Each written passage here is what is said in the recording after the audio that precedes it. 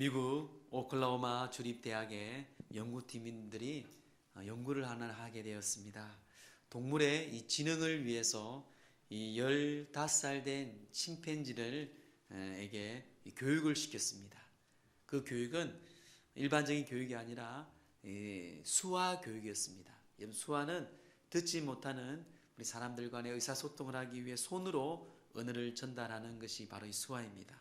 저도 예전에 신학교 다닐 때에 수화 통역을 좀 한 6년 동안 한 적이 있습니다. 수화를 이렇게 가르쳤는데요. 이 갖는 노력을 다 하여서 이 침팬지가 좀 똑똑하지 않습니다. 동물 중에도. 그래서 한 수화의 단어에 한 140여 개의 단어를 가르쳤습니다. 저희 한국에도 한 수화 단어를 한 150개 정도 알면 거의 일상생활에 대화는 거의 됩니다. 수화는 그렇게 문법이 있고 조사가 있고 어렵지 않습니다. 그냥 단어만 얘기하면 서로 그렇게 이해하는 게 이 수화의 표현입니다. 마치 우리가 영어를 배웠지만 영어 회화를 잘 못하잖아요. 그런데 외국 나가면 그 단어 몇 개 하면 저 사람이 무슨 말을 하는지 알 정도로 수화가 그렇게 형태가 되어 있습니다. 어쨌든 수화를 이 침팬지에게 열심히 가르쳤습니다. 그래서 이 학자들이 어떻게 표현하는지, 이 침팬지가 이 수화를 통해서 가장 먼저 어떤 자기의 이 중요한 관심사를 표현하는지 한번 지켜보았어요. 근데 이 침팬지가 맨 처음으로 표현한 말이 바로 무엇인가 하면요, Let me out이었습니다. 즉 나를 좀 제발 놓아달라는 것이에요.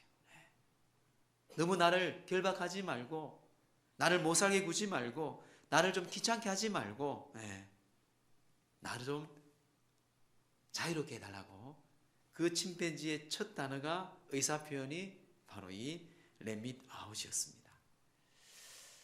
동물도 마찬가지고 우리 사람들도 마찬가지입니다. 자유를 필요하지 아니하는 사람은 아무도 없을 거예요. 근데 여러분, 자유할 수 없는 이유가 무엇입니까? 어디에 얽매여 있기 때문에 우리는 자유하지 못해요. 총각이고 처녀일 때는 좋잖아요, 그렇죠? 결혼했을 때도 처음에는 좋지만 서로 간에 또한 뭔가 보이지 않는, 또 서로 도움이 필요하고 얽매입니다.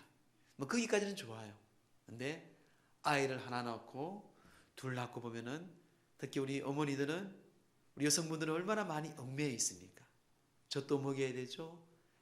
애들 키워야 되죠.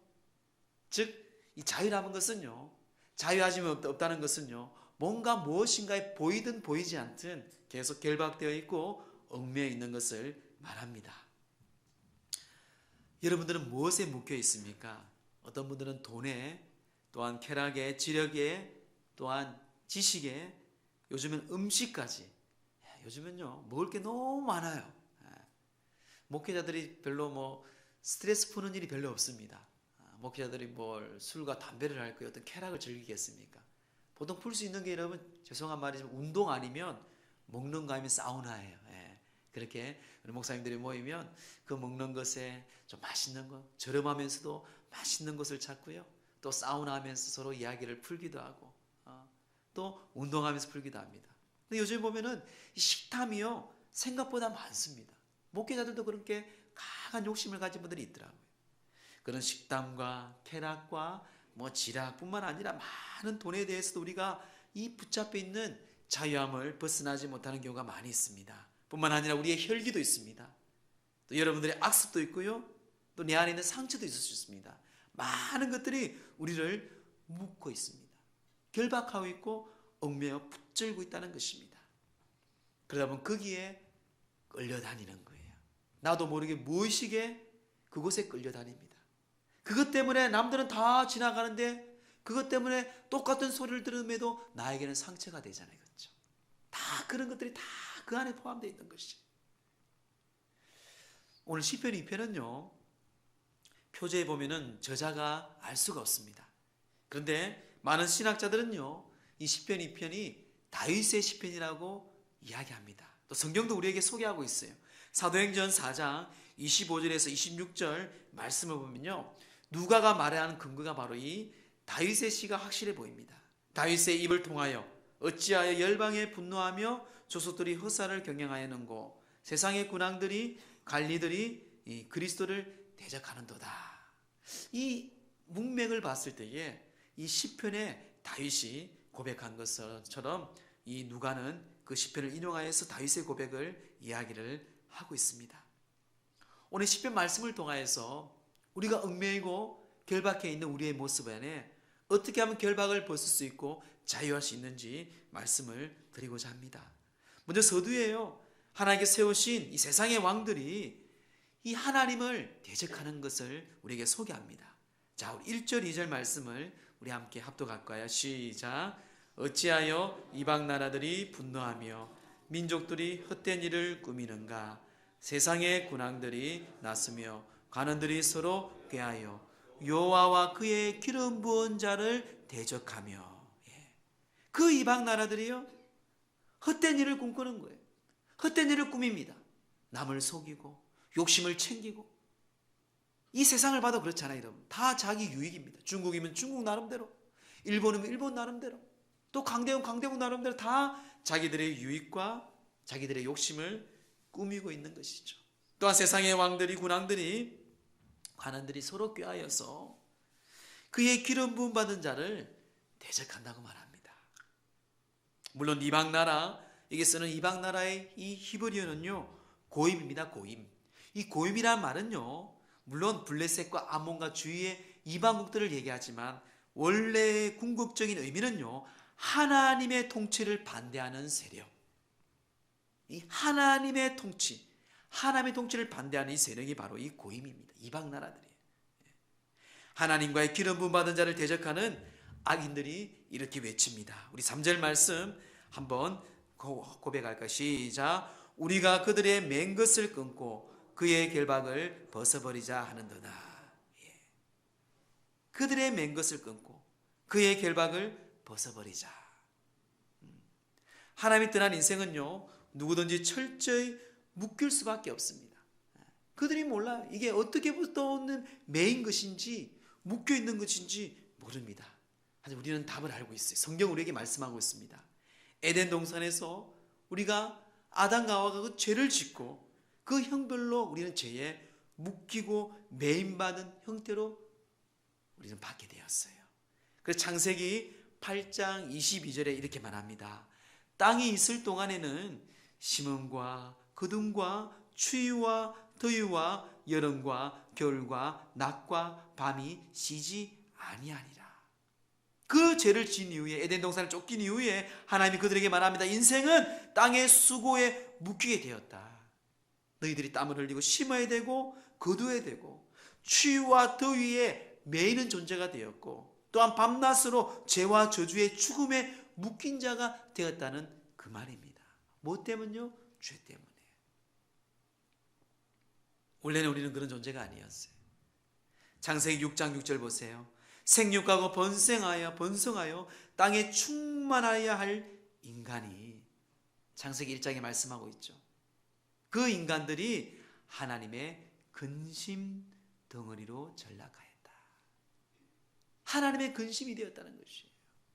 너희들은 원래 생육하고 번성하고 땅에 충만해야 할 그런 복받은 사람들이었는데, 결국 이 죄 때문에 하나님을 근심케 하였다라는 것입니다. 다시 우리 본문의 말씀을 들어가 볼까요? 여러분 3절 말씀에 보면 맨 것, 이 맨 것은요 무엇입니까? 이 맨 것은요 히브리어로 보면 이 모스로떼입니다. 이 모스로떼라는 말은요 끈으로 묶다, 감옥에 거두다라는, 감옥에 가두다는 그 의미입니다. 매여 있다, 끈으로 꽉 묶여 있고요, 아니면 감옥에 갇혀 있다는 말이에요. 또한 3절 하반절에 결박이 있습니다. 결박. 이 결박이라는 이 히브리어는요 아보떼입니다. 아보떼. 이 아보떼의 의미는요 꽈서 만든 줄이에요. 그냥 보통 줄이 아니고요, 삼겹줄로 튼튼하게 강하게 까서 만든 그 줄, 그 인생에 묶고 인생에 결박해 놓여있는 매듭, 한마디로 우리의 한계입니다. 근데 사람들은요 이 원인을 모른 채 그냥 그 결박에 풀 수 없는 그것을 어떻게든 풀려고 그들은 노력하죠. 돈으로, 쾌락으로, 욕심으로, 성공으로 열심히 달려가고 있잖아요, 여러분. 세상을 봐도 그렇고요, 주위에 있는 나라 열방들을 봐도 그렇습니다. 내 자신도 봐도 그렇고 이웃들을 봐도 그렇습니다. 여러분, 인생은요, 한계의 매듭을 풀어보려고 스스로 해법을 찾고 발부둥치지만 오히려 더 엉키고 엉킵니다. 해결안 같은데 또 엉켜요. 그 쾌락을 맛볼 때는, 그 돈의 맛을 볼 때는, 그 좋은 대학에 들어갈 때는, 뭔가 내가 만족을 받았을 때는 야, 해결된 것 같지만 또 하루가 지나고 일주일이 지나면 그 해결은 해결이 아닌 거죠. 그래서 하나님은 그들을 향해서 웃습니다. 4절 말씀 보세요. 하늘에 계신 이가 웃으시며 주께서 그들을 비웃으시로다. 얼마나 웃기겠어요, 여러분. 해답을 찾지 아니하고 오답을 가지고 인생을 살아가니까요. 마치 여러분 갓난아이가, 아니 어린아이가 그게 목숨 걸고 살아갈 때에 그 부모가 보면은 때로는 웃기도 하고 안타깝기도 하고 재밌을 때 그런 거예요, 여러분. 하나님이 그렇게 이 땅을 보고 있다는 사실이에요. 이러한 태도로 살아가는 우리 인생들, 하나님이 묶어놓으신 매듭을 풀 수 있는 그 해법을 오늘 성경 우리에게 소개하고 있습니다. 자, 그 결박을 풀 수 있는 해법은 첫째는요, 시온에 세운 예수 그리스도를 바라보라고 성경 우리에게 말씀합니다. 자, 하나님께서 다음과 같이 선포하는데 우리 6절, 7절 말씀 함께 합독합니다. 시작. 내가 나의 왕을 내 거룩한 산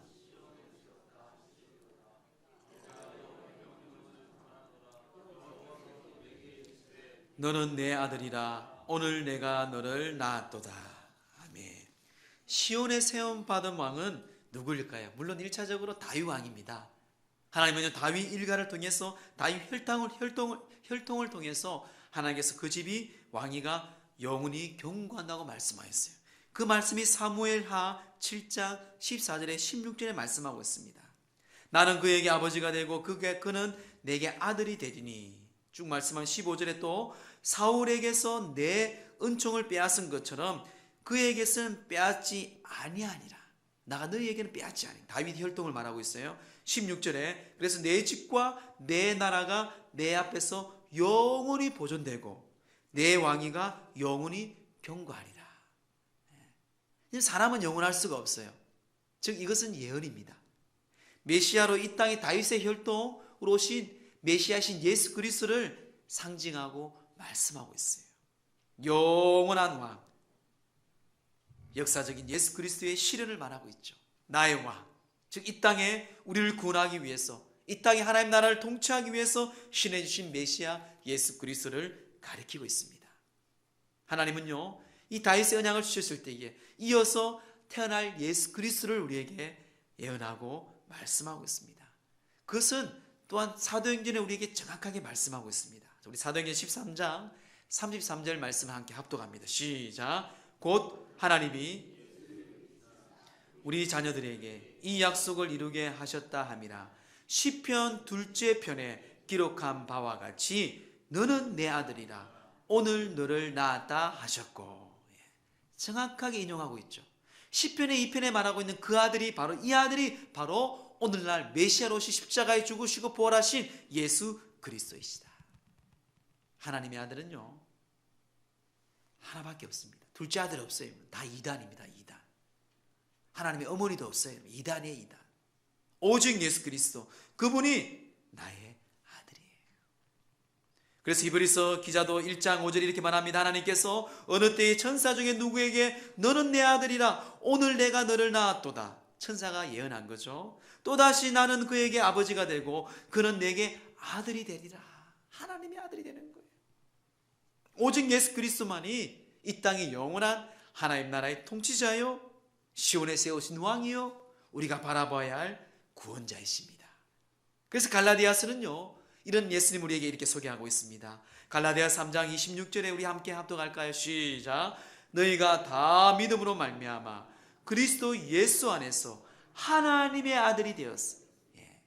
우리가 하나님의 아들이 아니고요, 너희가 이제는 믿음으로 말미암아 그리스도 예수 안에서 하나님의 자녀가 되었다는 것이, 하나님의 아들 딸이 되었다는 것이. 그러기에 우리는 하나님을, 예수님을 바라봐야 됩니다. 예수님을 볼 때에 예수님에게, 예수 그리스도에게 그 답이 있고 해답이 있는 것을 오늘 이 시편 기자는 예언하고 우리에게 말씀하고 있습니다. 사랑하는 성도 여러분, 이 예수를 바라보는 데서 문제 해결은 시작됩니다.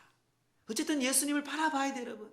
여러분 자녀들에게, 손자 손녀들에게 그런 하나님의 믿음의 유산을 남기죠. 예수님을 바라볼 때 문제 해결이 이제 시작돼요.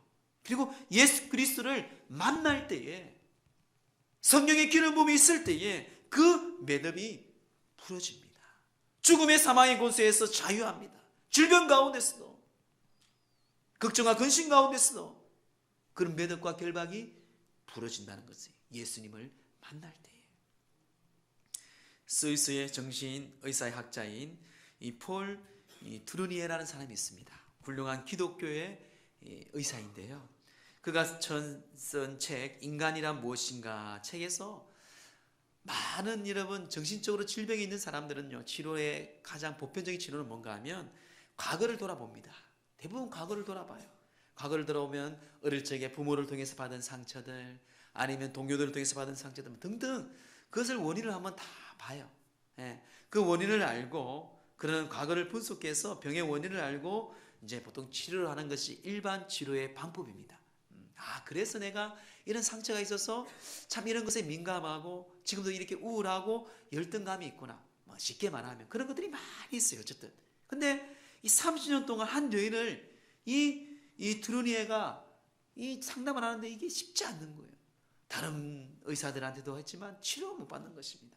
그래서 이 책에서는요, 이런 베데사 연못에서 이 38년 된 병자가 치료받는 사건이 있습니다. 요한복음 5장에. 그는 그 책을, 그 성경을 읽으면서, 이 책에 소개하면서 어떤 누구든 그 과거에도 어떤 사실도 그 원인을 파악하지 못한 사람들이 가끔 있거든요. 그런 사람들에게 그는 예수님을 소개합니다. 그 여인도 30년 동안 병을 고치지 못한 그 여인도 그 즉시 예수 그리스도를 영접하고 지금까지 지은 모든 죄를 낱낱이 회개하였습니다. 그 다음에 그 여인이 이렇게 고백하였습니다. 나는 새로운 사람이 되었다. 이렇게 황홀한 자유가 있었다는 것을 지금까지 모르고 지냈다. 예수님께서 나를 고쳐주셨고 나는 주님 안에서 자유와 해방을 얻었다. 30년을 지난 후에 30년 동안 이 여인은요, 그런 고통과 절망과 어려움 가운데 있었는데 예수님을 영접하고 회개한 그 순간에 성령으로 거듭난 후에 이렇게 믿음의 고백을 하였습니다. 그리고 그 여자가 점령하고 있던, 괴롭혔던 악령이 쫓겨났던 것입니다. 요한일서 3장 8절에 분명히 말씀합니다. 죄를 짓는 자는 마귀에 속하나니 마귀는 처음부터 범죄함이라. 하나님의 아들이 나타나신 것은 마귀의 일을 멸하러 하십니다. 여러분, 모든 죄는요, 이 악한 세력에서부터 나온 거예요. 근데 그것을 이기고 그것을 멸하기 위해서는 하나님의 아들 예수 그리스도로 통해서 이 사단의 역사를 멸하게 하시는 것이에요. 그래서 마틴 루터는요, 이렇게 고백합니다. 물고기는 물에서 자유를 얻고 병아리는 어미다 날에서 자유를 얻듯이 우리 성도는 그리스도 안에 있을 때의 자유를 누리게 된다. 물고기는 물속에서, 병아리는 어미 날개 아래에서, 우리 성도들은요, 그리스도 예수 안에서 자유한 것이에요. 여러분, 예수를 만난 사람들, 세상에 묶여있는 모든 결박을 예수 그리스도께서 모든 문제를 해결할 줄 믿습니다. 그 예수님을 바라보고 예수님을 만나고 예수님께 나아가기를 주의 이름으로 축원합니다. 둘째는요, 우리가 결박을 풀기 위해서는 땅의 것을 내려놓고 하늘의 것을 구하라고 성경은 말씀합니다. 우리 8절 말씀 함께 합독합니다. 시작. 내게 구하라.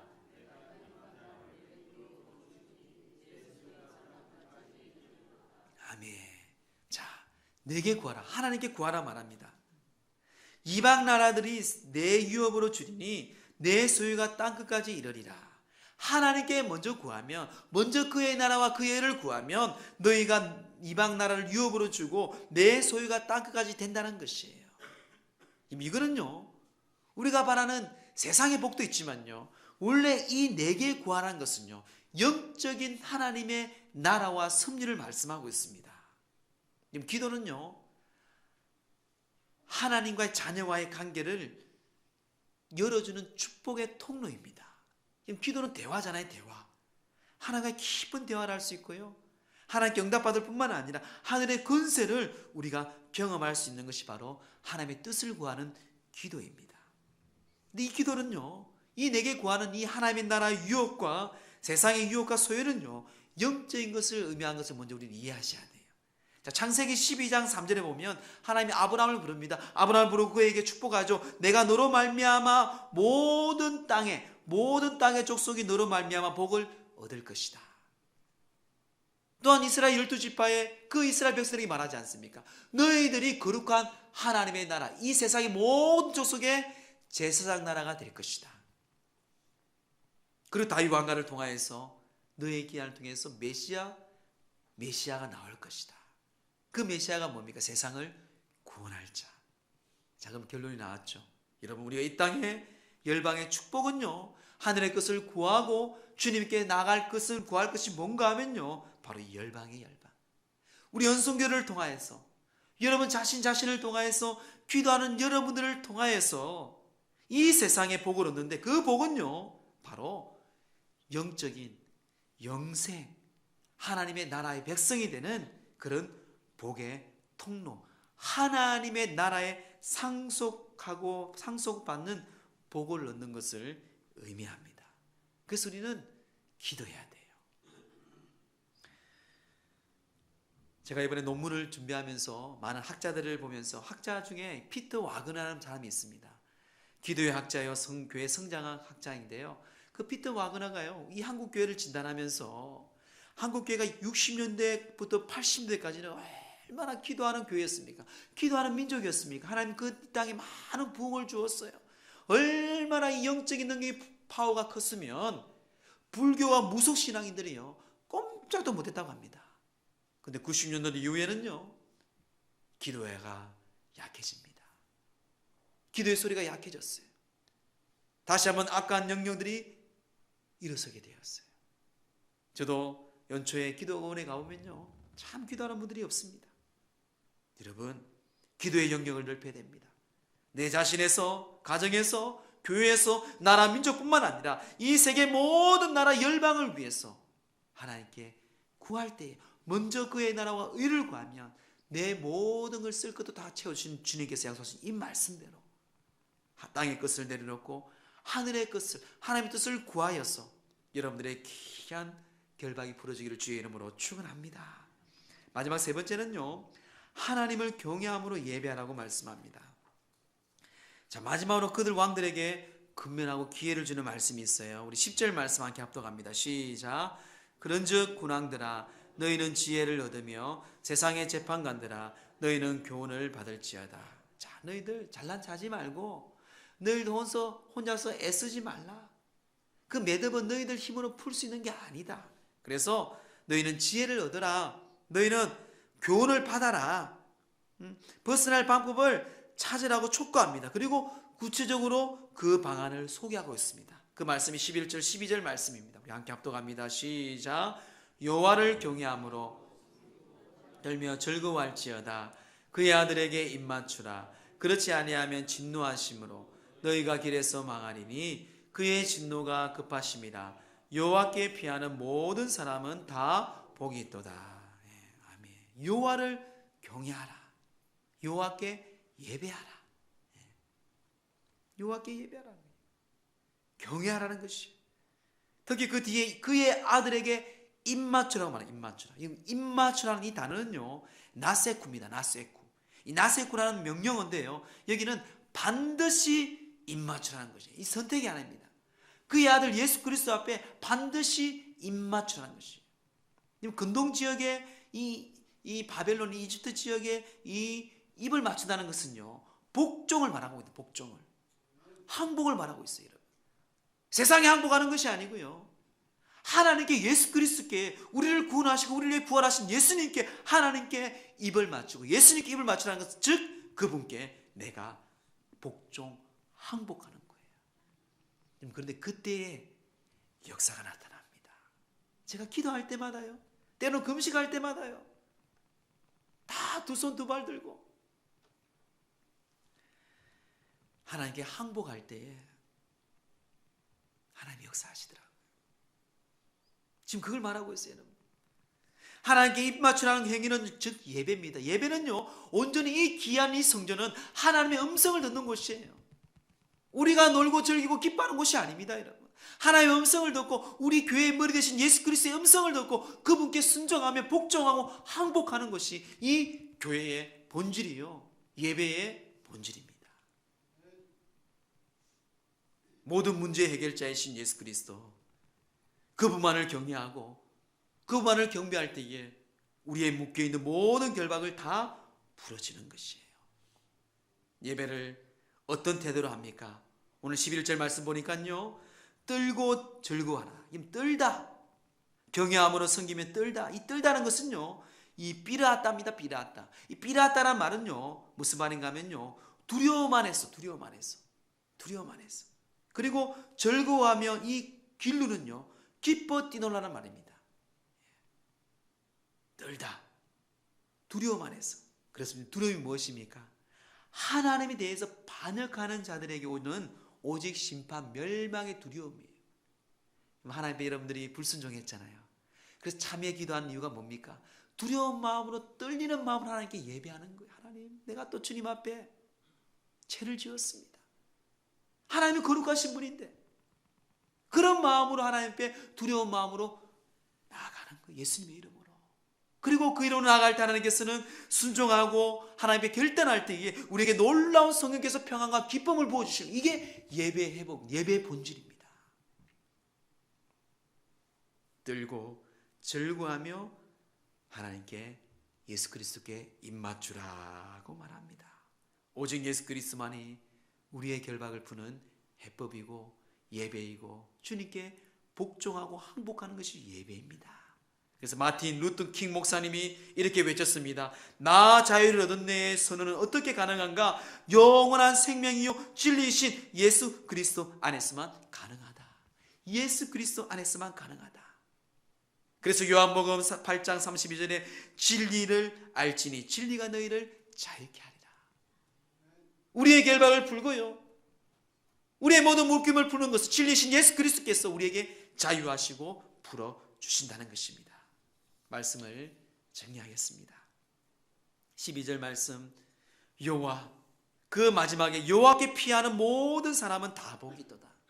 여호와께 피하는 자, 여호와만이 의지하는 자는 다 우리가 복되다는 것이에요. 여호와께 피하는 것이 무엇입니까? 하나님은 예수 그리스도를 바라보고 예수 그리스도를 만나야 됩니다. 그리고 그 예수 그리스도의 이름으로 우리가 기도해야 됩니다. 그리고 그 예수 그리스도의 입에, 그 발에 입을 맞추는 예배하며 하나님께 복종할 때에 관계 회복, 기도 회복, 예배 회복이 있을 때에 하나님을 의지하는 것이고 그 모든 매였던 것이 넘겨지고 풀어지는 것입니다. 흑인 설교하는 설교자가 순종의 의무라는 제목으로 설교하면서 이런 이야기를 하였습니다. 한번 들어보세요. 만약 주님께서 저더러 돌담을 뛰어넘어야 한다고 말씀하신다면 저는 그대로 순종할 것입니다. 이는 뛰는 것은 제가 할 일이고 넘게 해주는 것은 누가 한다고요? 하나님께 속한 일이다. 이게 여러분 믿음이고 이게 순종입니다. 우리는 광야길을 가면 돼요. 하나님 만나고 매출하기를 주십니다. 내가 뛰기만 하면 하나님이 넘어가게 하시는 거예요. 오늘 그 예수님을 우리가 바라보고요, 그 예수님께 항복하고 예배하고 기도하여 이런 묶여있던 모든 것들이 다 풀려지는 역사가 나타나는 귀한 한 주가 되기를 주의 이름으로 축원합니다.